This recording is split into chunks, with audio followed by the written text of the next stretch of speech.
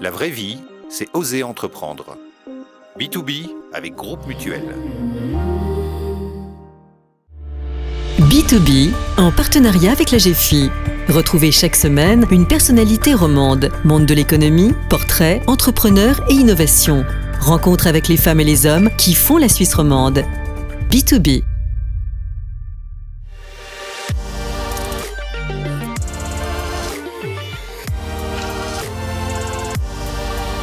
Bonjour à toutes et à tous, très content de vous retrouver pour ce nouveau numéro de B2B, en partenariat toujours avec la GFI et son rédacteur en chef, Frédéric Lelièvre. Bonjour. Bonjour Vincent Magny. L'entreprise de notre invité a pratiquement multiplié par 10 ses effectifs depuis qu'il l'a rejointe en 2011. Elle se fait une place à côté des géants du secteur, les Big Four comme on les appelle, ces spécialistes de l'audit et du conseil aux entreprises que sont PwC, EY, KPMG et Deloitte. Nous parlons du cabinet Mazars que dirige ensuite en Suisse José Caneda. Bienvenue dans B2B. Merci. Merci d'être avec nous. Pour commencer l'émission, portrait.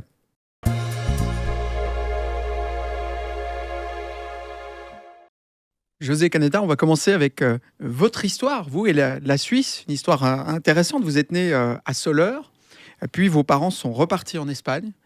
Ils sont ensuite revenus s'installer à Sion. Vous n'aviez que 10 ans et vous ne parliez pas un mot de français. Qu'est-ce qui se passe dans la tête d'un enfant qui arrive dans un pays qu'il ne connaît pas ? Alors, il se passe beaucoup de choses. En tout cas, pour moi, ce qui s'est passé, c'est une grande envie, une grande volonté déjà d'apprendre le français. J'aimais beaucoup jouer au foot et puis pour communiquer avec ses collègues, c'était mieux de bien maîtriser la langue. Donc voilà, une implication très forte dans l'apprentissage de la langue du français et puis de développer un nouveau réseau d'amis. Qu'est-ce qui a mené vos parents à se rendre en Suisse puis à repartir ? C'était simplement les années 70, 80. Beaucoup de personnes sont parties de l'Espagne à la recherche d'une vie meilleure. Et puis mes parents sont venus à Soleure, ils sont rentrés en Espagne et finalement sont revenus en Valais pour mon plus grand bonheur parce que j'y habite toujours et j'aime beaucoup le Valais. Vous parliez du football, hein, mais pour apprendre la langue, il y a aussi le travail. Vous expliquez avoir eu l'opportunité d'exercer différents petits boulots dès votre arrivée en Valais. C'était dans quel domaine ? Je faisais toutes sortes de petits boulots, du nettoyage. J'ai travaillé notamment dans une entreprise de construction métallique. Voilà, plein de petits travaux qui m'ont permis de me familiariser avec le monde du travail et de belles rencontres également. Dans ce cadre-là, vous expliquez aussi que travailler, gagner de l'argent de poche vous a aussi permis, je cite, de constater que de petites attentions suffisaient à amplifier la motivation d'une personne. Vous avez des exemples de l'époque ? Oui, le patron d'une entreprise simplement qui va vers le jeune qui vient dire bonjour, qui échange quelques mots. Ça change tout par rapport à quelqu'un où vous passez totalement inaperçu. Voilà, ça c'est des exemples vécus. Vous êtes adolescent quand vous faites ces premières expériences finalement dans le monde professionnel. On est encore très loin des études et encore plus loin d'être un jour à la tête d'une entreprise qui compte à peu près plus de 300 personnes aujourd'hui en Suisse. Mais est-ce que vous rêviez entrepreneur ou chef d'entreprise ? C'était quelque chose qui vous motivait déjà ? Vous voyez, vous évoquiez le patron qui vous serrait la main, vous vous disiez un jour j'aimerais bien être comme lui ? Oui, clairement. Je sentais cette envie de construire, de développer, de faire quelque chose. Évidemment, je ne m'imaginais pas être un jour dans une société d'audit et de conseil. Mais clairement, oui, je me projetais comme ça. Le parcours professionnel, on va avancer de quelques années. Vient le moment de choisir une direction professionnelle. Vous êtes orienté vers la comptabilité puis l'expertise, alors que vous n'aviez pas de facilité vraiment en maths. Pourquoi ce choix, si c'en était un ? Alors oui, c'était un choix. C'est arrivé par hasard. Grâce à un ami de la famille, j'ai fait un stage dans une petite fiduciaire locale à Sion, en tout cas que je croyais locale. Et après ce stage d'une semaine à Pâques, on m'a proposé de les rejoindre, ce que j'ai fait au mois d'août. Vous aviez quel âge ? J'avais une vingtaine d'années. Voilà. Et en fait, petit à petit, j'ai découvert que la petite fiduciaire locale faisait partie d'un réseau. Et ce réseau s'appelait à l'époque, c'était la fiduciaire Attaque Générale, qui faisait partie du réseau Ernst & Young. C'est comme ça que je suis rentré, sans le savoir, chez Ernst & Young en 1994. Mais juste là, Vincent disait que vous n'aimiez pas trop les mathématiques, ça vous nous confiez avant, en préparant cette émission, mais tout de même, là, c'est aller dans le monde des chiffres, des tableaux Excel, ça vous effrayait pas ? Alors, il y a les mathématiques, et puis après, je dirais, il y a le monde des chiffres. Moi, ce que j'aimais pas, c'était les mathématiques pures et dures. Mais après, tous les chiffres, j'étais plutôt à l'aise. Je me suis certainement trop concentré au départ dans l'apprentissage de l'accent valaisan et puis un peu moins dans les maths. Mais comme quoi, on peut devenir un bon comptable sans forcément être excellent en maths. Ernst Young, vous y avez passé 16 ans, 16 ans, de votre vie, l'un des 4 poids lourds du secteur, on le disait. Et puis en 2011, vous les quittez pour rejoindre Mazars, un cabinet français inconnu ou presque, ce qui impliquait une prise de risque, bien évidemment. Qu'est-ce qui rendait ce challenge excitant pour vous ? Ce qui est excitant déjà, c'est quelque part la prise de risque. Je dirais pas que tout était à faire, mais il y avait énormément de choses à accomplir. C'était un challenge. On pouvait écrire l'histoire de Mazars en Suisse finalement. Et c'est ça qui m'a motivé. Voilà, quand on arrive à la quarantaine, on regarde aussi les défis qui se proposent. Et c'était un vrai défi. Parce qu'à ce moment-là, Mazars était pratiquement inconnu en Suisse romande et en Suisse. C'est aussi une prise de risque sur le plan culturel, parce que donc, la fiduciaire que vous évoquiez à Sion, par laquelle vous avez commencé, elle est dans ce grand réseau EY anglo-saxon mondial. Mazars, c'est très français. Ça a été créé par un Français, Robert Mazars. D'ailleurs, vous avez eu l'occasion de le rencontrer avant qu'il ne décède. C'était en 2015, sauf erreur. Alors malheureusement, je n'ai pas pu le rencontrer, mais Robert Mazars a marqué clairement la firme, parce que c'était un visionnaire, c'était apparemment quelqu'un qui était très travailleur et qui a énormément œuvré pour cette activité-là. Mais si je reviens sur ma première partie, Ernst Young, donc je suis parti de Sion pour aller sur Lausanne-Genève, plutôt sur des mandats internationaux, alors qu'au début j'étais sur des PME. Et finalement, quelque part, la prise de risque, c'était aussi une opportunité. Ça, c'est le premier élément. Le deuxième élément, c'est vrai qu'on dit souvent Mazars, cabinet français. Je dirais c'est un cabinet d'origine française qui est aujourd'hui clairement un cabinet international présent dans à peu près 100 pays. On a un Global Executive Board qui est élu chaque 4 ans, qui est composé de 9 nationalités différentes. Donc aujourd'hui, on est vraiment un groupe intégré au niveau international. Alors, le principal risque pour vous, personnellement, que vous avez identifié dans ce nouveau challenge, c'était lequel à l'époque ? Honnêtement, je ne voyais pas de risque. Ce n'est pas un âge où on voit le risque. Je voyais une opportunité, je voyais beaucoup de travail devant nous. Et c'est aussi avec l'arrivée d'autres associés, avec d'autres profils, des auditeurs, des fiscalistes, qu'on a pu commencer le développement en Suisse romande. Voilà. Donc, je ne voyais pas le risque, je voyais surtout une opportunité. Puis la bonne surprise, je ne vous cache pas que le côté français, j'étais un petit peu, à quelques points d'interrogation. Et en fait, quel point d'interrogation ? Le point d'interrogation, c'est de dire comment au niveau culturel ça va matcher. Et je dois dire que c'était surtout une bonne surprise. C'est que dans ce groupe, on voit qu'il y a une culture d'aider les autres et on a eu énormément d'aide de nos collègues, pas seulement français. Mais il y a vraiment un état d'esprit qui est très différent et que j'ai beaucoup apprécié. Si vous voulez, le principal changement que j'ai eu dans ma vie, c'est que on a dû s'occuper de mettre en place des imprimantes, de mettre en place du marketing, alors qu'avant, j'étais dans une société où pratiquement tout roulait. Voilà. Et vous avez aimé ça J'ai adoré parce que finalement, je me suis vraiment retrouvé à la place de l'entrepreneur. On dit chez Mazars que nous sommes des entrepreneurs et avec une liberté vraiment très très grande, une très grande liberté, avec un groupe qui est plutôt là pour soutenir et puis pas pour exiger, diriger. Donc ça, c'est aussi très appréciable. Et je dirais c'est ces ingrédients-là qui font qu'on ait eu ce succès et que Mazars, au niveau groupe, se développe comme on est en train de se développer. José Caneda, vous êtes sur votre temps libre également membre de l'association Chalet du Cœur, qui fournit une aide financière pour la formation, l'éducation ou la thérapie. Alors vous apportez un regard sur la viabilité financière des différents projets menés par l'association. Comment avez-vous découvert les Chalets du Cœur ? Alors, les Chalets du Cœur, alors ça, c'est une autre aventure. Ça, c'est une aventure parallèle à mon activité professionnelle qui se marie très bien, d'ailleurs. C'est un groupe d'amis, simplement. On s'est mis ensemble pour pouvoir aider, pour pouvoir avoir un impact positif sur la société. C'est vrai qu'en Suisse, globalement, tout fonctionne bien. Mais si on regarde les personnes qui ont besoin d'aide, il y en a beaucoup. Il y en a beaucoup. Il y a de très, très belles associations qui font un super travail, mais qui parfois manquent de moyens, manquent de ressources. Donc avec un groupe d'amis, on a créé cette association, les Chalets du Cœur, et notre travail consiste à collecter des fonds et après à les attribuer à des projets bien précis auprès d'autres associations. Donc vous êtes parmi les créateurs de cette association. J'étais dès le début, l'initiateur c'est Olivier Pahu qui est le président, et puis on s'est réunis un groupe d'amis, on est 5 aujourd'hui, et on le fait avec beaucoup de plaisir, beaucoup d'humour aussi. On a une humoriste dans l'équipe, Nathalie Devanté, Madame Helvetia, vous avez certainement entendu parler. Et voilà, on a un vrai impact. Et pour donner un exemple, vous avez tous vu des files, pas pour acheter des billets de cinéma, mais pour aller chercher de la nourriture au début du Covid.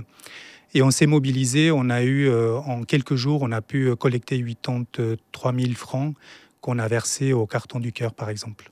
Et on mène chaque 2 ans, on fait un repas de soutien avec à peu près 400 personnes. Et ça nous permet de collecter des fonds et de les attribuer à des projets. Un projet en cours de développement en ce moment même? Pour les Chalets du Cœur, oui, on aura un repas l'année prochaine. Donc on est en train de s'organiser. Et en fait, on a soutenu l'année passée une association qui s'appelle Rêve Suisse, qui permet de réaliser un rêve à un enfant qui est souvent gravement malade. Quel type de rêve? Toutes sortes de rêves. Vous rêvez de rencontrer Lionel Messi, par exemple. Ça s'organise. Il y a une association qui s'occupe de réaliser les rêves d'un enfant. Voilà. Ou de nager avec des dauphins. Une autre activité personnelle, il y a les balades, la nourriture, vous le disiez en préparant cette émission, mais aussi le modélisme avec la fabrication de petits avions sur votre temps libre. Encore une tâche précise et minutieuse. On peut faire le parallèle avec la comptabilité. Une activité pour vous défouler, ça ne vous manque pas? Alors j'ai plein d'autres activités, c'est vrai. Une, c'est le modélisme. Ce que j'aime dans le modélisme, mais aussi dans l'architecture, c'est que c'est physique, on peut le toucher, on peut modeler, on peut construire. Donc on peut retrouver quelques parallèles. Mais voilà, c'est un rapport, quand on fait un rapport pour du conseil ou pour un rapport d'audit, voilà, c'est pas, je dirais, ça n'a pas une beauté extraordinaire, à part que c'est très utile pour beaucoup de monde, sécuriser la place financière, etc. Mais un beau modèle réduit ou de l'architecture, voilà, pour moi, il y a une partie physique, il y a une partie qu'on peut toucher, il y a une partie visible et une partie belle aussi. Il y a un rêve d'enfance derrière ces avions? Certainement, oui. Je ne me rappelle pas rêver de voler, mais je rêve souvent de voler la nuit, mais pas en avion, c'est moi qui vole. J'ai des ailes qui se déploient et puis je vole. Certainement, oui. Des terrains d'aviation où l'on peut faire du modélisme en Valais, où vous êtes, il y en a? Il y en a certainement, mais moi, c'est pas, je vole pas. Je construis uniquement et je les garde soigneusement chez moi.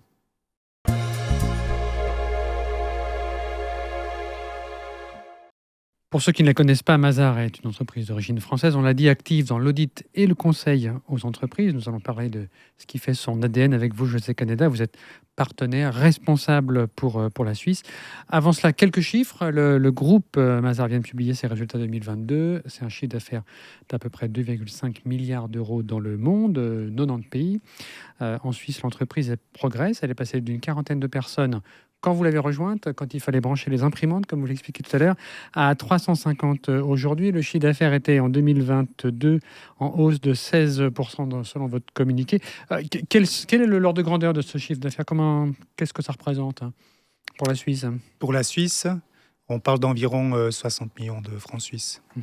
Mettons un peu les choses en perspective. Qui sont les grands acteurs? On l'évoquait en introduction. PwC, c'est plus de 800 millions de francs d'honoraires. Ernst & Young, c'est 600. Deloitte, un peu plus de 500. KPMG, je continue la liste, 450. Et puis on a BDO qui est un peu entre les deux, qui a environ 250 millions de francs.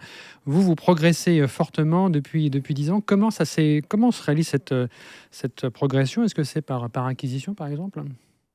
Alors, pas du tout. On fait de la croissance interne. Donc, on n'a pas fait d'acquisition. On a fait un rapprochement avec une société spécialisée dans l'audit interne. Mais c'est surtout de la croissance interne. Donc, par le recrutement. C'était combien de personnes, ce rapprochement? C'était 12 personnes à peu près. Tout petit par rapport aux 350 que vous occupez, qui sont aujourd'hui en Suisse avec vous. Absolument. L'ADN, c'est vraiment de la croissance interne. Et au niveau groupe aussi, c'est principalement de la croissance interne. Vous avez parlé des Big Four. Tout le monde connaît bien les Big Four. Nous ne sommes pas un Big Four. Voilà, on est différent, on marque cette différence. Et pour nous, c'est très important de pouvoir offrir à nos collaborateurs, au marché, une alternative. Et on est plutôt à la place du challenger. Et voilà, c'est ça qui me plaît pour revenir aux questions d'avant. Justement, qu'est-ce qui va définir votre ADN ou qu'est-ce qui fera que c'est différent quand on va chez Mazars plutôt que chez un des Big Four? Alors, il y a un élément qui est pour moi l'élément différenciateur, c'est le partnership intégré. Donc, il faut expliquer là, qu'est-ce que ça veut dire? Alors, le partnership intégré, qui est unique dans notre branche d'activité, c'est un partnership mondial. Ça veut dire que nous sommes 1200 associés à détenir l'ensemble des activités de Mazars. Et ça, c'est un élément très important. Pourquoi ? Parce que ça permet, d'avoir un partnership de personnes et puis pas un partnership de société. Et ce partnership, on élit chaque 4 ans nos organes. Et on élit par exemple l'exécutif global de Mazars chaque 4 ans. Et cet exécutif est composé de 9 nationalités différentes. Donc c'est vraiment, on participe à la vie de l'entreprise. Si je comprends bien, pour être sûr, Mazars n'a pas un Mazars suisse complètement indépendant d'une autre structure. C'est le groupe lui-même, au contraire des Big Four, qui aurait vraiment dans chaque pays une structure très, très indépendante finalement. Alors, on a les deux côtés en fait. Pour des raisons réglementaires, on détient les activités, les associés suisses détiennent effectivement l'activité en Suisse, et dans chaque pays, c'est comme ça aussi. Mais on a ce qu'on appelle la mutualisation des résultats. Ça veut dire qu'on a un pot commun, on réunit les résultats de tous les pays et on a un système de rémunération global pour tous les associés au niveau mondial qui est totalement transparent. Mais ça ne trouve pas chez les autres? À ma connaissance, non. En tout cas, chez nous, c'est comme ça, c'est transparent, c'est équitable et c'est un pot commun pour les 1200 associés au niveau global. Quel type de clientèle visez-vous? Est-ce que c'est les mêmes clients que les Big Four ou bien vous êtes sur des segments spécifiques? Alors, globalement, on est en concurrence avec les Big Four, évidemment, sur les mandats internationaux. Et notre ADN, au départ, c'est un ADN international. En Suisse, on a choisi aussi la voie, de par la composition du marché suisse, de travailler beaucoup avec des PME et avec des sociétés de taille moyenne. C'est pour ça notamment qu'en Suisse romande, et on est en train de le faire en Suisse alémanique dans un deuxième temps, on a ouvert ce qu'on appelle des bureaux de proximité. Donc nous sommes présents dans tous les cantons romans pour offrir un service de proximité aux PME.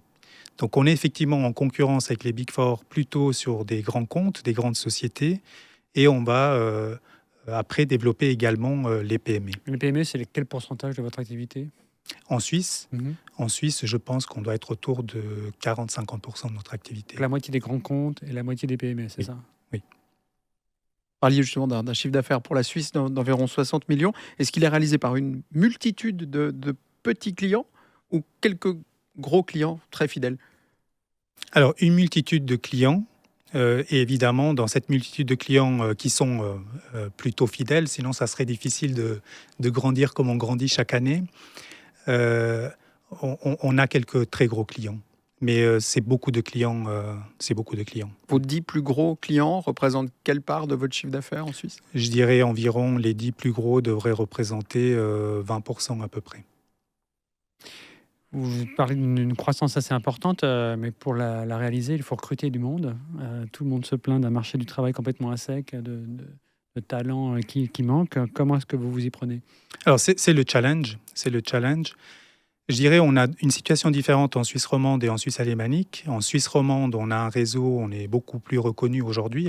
Globalement, les écoles, les étudiants reconnaissent la marque. En Suisse alémanique, on a un challenge au niveau de la reconnaissance de la marque, mais ça vient gentiment. Globalement, on arrive assez bien à recruter. Ce qu'il faut savoir, c'est qu'on recrute énormément de jeunes collaborateurs, donc des personnes qui finissent leurs études. Ça représente entre 80 et 90% de nos recrutements. Et ici, nous avons une responsabilité importante par rapport à eux, c'est de leur donner déjà une bonne formation et qu'ils aient une bonne expérience, passer leur premier job. Et la deuxième responsabilité, c'est de former des managers qui vont en principe rester chez nous. On a un taux de rotation qui est beaucoup plus faible que la branche, mais aussi former des managers qui vont nous quitter. Taux de rotation ? Alors, il est en légère augmentation juste après le Covid, mais on se situe autour de 15% de taux de rotation, ce qui est relativement peu par rapport à la branche, compte tenu aussi on recrute énormément de jeunes. Mais globalement, c'est ça. Nous, on fait le maximum pour donner beaucoup de liberté aux collaborateurs. On essaye d'amener vraiment une touche très humaine, de donner des défis, de donner beaucoup de liberté pour qu'ils puissent s'épanouir, se développer, pouvoir porter aussi leurs projets.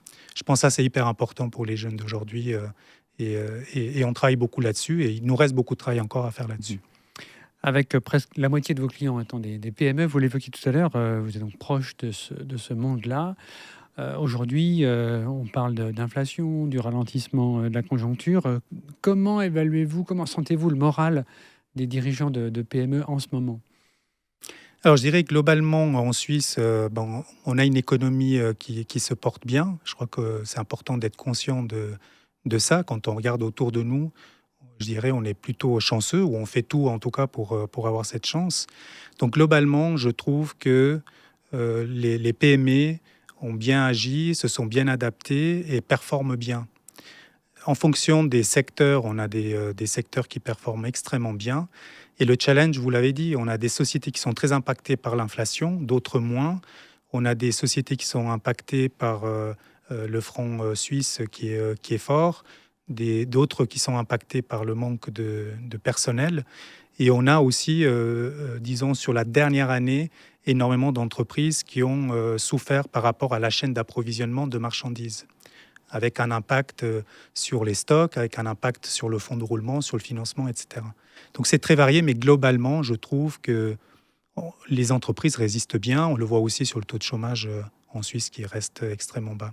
Un mot des faillites après la pandémie. 2022, elles étaient en hausse de 37%, environ 10 000 faillites selon l'Union suisse des créanciers. Ces chiffres vous semblent cohérents? Alors, ils sont certainement cohérents. Je dirais qu'on est... Vous les retrouvez on les retrouve pas forcément dans notre clientèle. Je pense qu'il y a des secteurs qui sont très, très touchés et d'autres secteurs qui sont plutôt protégés, privilégiés. Voilà, c'est vrai qu'on est très peu présent dans certains secteurs. On a des secteurs où on est spécialement fort, comme tout ce qui est luxe, horlogerie, sous-traitance, tout ce qui est pharma, tout ce qui est construction. Voilà, c'est des secteurs qui se sont bien adaptés globalement à cette crise. Et vous redoutez que là, donc cette hausse importante du nombre de faillites, elle est clairement liée à la fin des aides Covid, à la sortie de cette période difficile. Et donc, ces entreprises qui ont pu être maintenues en vie, peut-être de manière artificielle, des fois on les appelle les zombies, ces entreprises. On va retourner en 2023 à des niveaux de faillite stables, ou bien on peut quand même avoir quelques inquiétudes? Honnêtement, je ne suis pas inquiet. Alors, je suis quelqu'un de très optimiste de nature, mais ce qu'on voit en tout cas chez nos clients, ceux qui souffrent, c'est une minorité. Ceux qui souffrent vraiment, c'est une minorité. Et ils sont en train de s'adapter, de trouver des solutions. Voilà, je pense qu'effectivement, quand il y a une crise, il y a peut-être des sociétés qui étaient déjà entre deux qui finissent, disons, leur période de vie. Mais globalement, je trouve qu'il y a une bonne dynamique. Il y a des investissements. Ça prend plus de temps dans les décisions pour investir, pour lancer des nouveaux projets. Mais globalement, on voit qu'il y a une dynamique qui est plutôt positive. Dernier thème de cette deuxième partie, c'est le développement durable. Là aussi, c'est un grand chantier pour quantité d'entreprises en Suisse, notamment la transition énergétique. De ce que vous observez, vous, de chez Mazars, à la fois en Suisse et ailleurs, dans d'autres pays, est-ce que les entreprises suisses sont, selon vous, en avance ou en retard par rapport à leurs voisines européennes?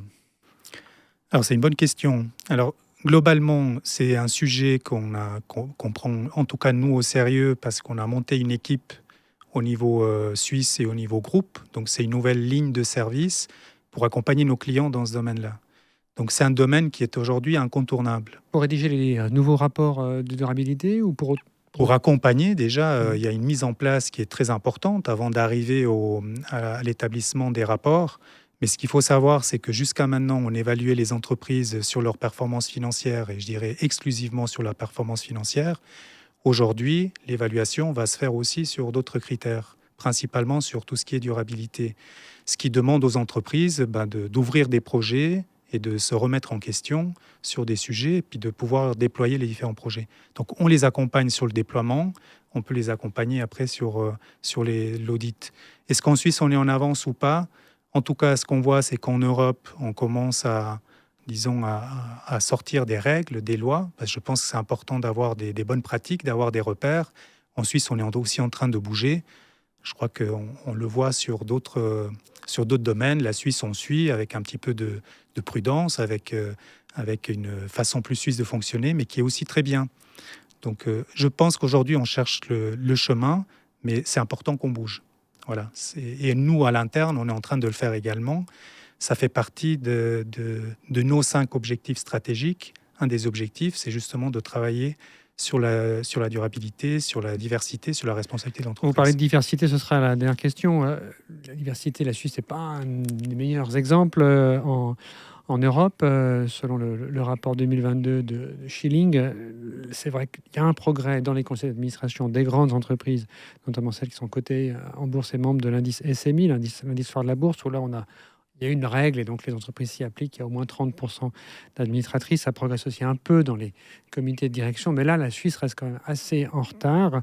Quel est votre point de vue sur ce sujet pour vraiment faire avancer les choses? Comment est-ce qu'on devrait s'y prendre? Alors, pour être honnête avec vous, j'ai changé... alors, je n'ai pas totalement changé d'avis, mais j'ai un petit peu basculé sur le côté quota. Voilà. Passer de quel côté à quel côté? Du côté quota. Je pense que si on veut faire bouger les choses, on doit vraiment mettre le sujet sur la table et puis prendre des décisions importantes. Et globalement, j'étais pas très favorable au quota en disant c'est pas ça qui va nous faire avancer, il faut trouver d'autres moyens. Mais finalement, si on veut vraiment opérer un changement rapide, c'est important d'opérer avec des quotas. Nous, au niveau groupe, on a ce challenge-là, c'est que on a plus de 50% de femmes au niveau groupe, mais dès qu'on a atteint le niveau manager, ça se réduit à peu près à un tiers par rapport au total. Donc on a un problème dans notre branche d'activité en général, et on le constate chez nous aussi, c'est que autour de la trentaine, on perd les managers femmes, et ça veut dire qu'après, pour alimenter le pipeline des associés de l'équipe dirigeante et d'un conseil d'administration, il nous manque des personnes. Donc on est en train de travailler de façon très conséquente aujourd'hui pour voir comment on peut s'adapter, comment on peut garder les femmes, alors pas uniquement les femmes, parce que c'est aussi aujourd'hui des hommes qui ont besoin de plus de souplesse pour rester dans l'entreprise. Donc c'est un vrai sujet, et je pense, et je suis aujourd'hui convaincu, que c'est important de mettre des règles fortes et de les appliquer.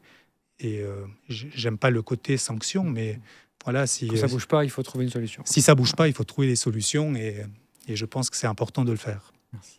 Et les jeunes attendent ça.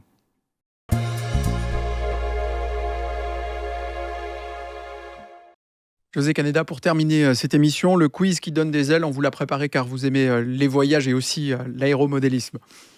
Alors, qu'admirez-vous le plus dans le monde aéronautique? Qu'est-ce qui vous fascine? Un avion qui décolle. Et qui atterrit après? Pardon? Et qui atterrit ensuite? Oui, c'est mieux. Mais c'est surtout le décollage, moi, je suis toujours admiratif de voir cette masse qui s'arrache de la Terre. Je suis toujours admiratif de ça. Et si vous me parlez d'un modèle, je dirais le Concorde, c'est vraiment quelque chose. Vous l'avez pris? Que je trouve beau. Non, malheureusement pas.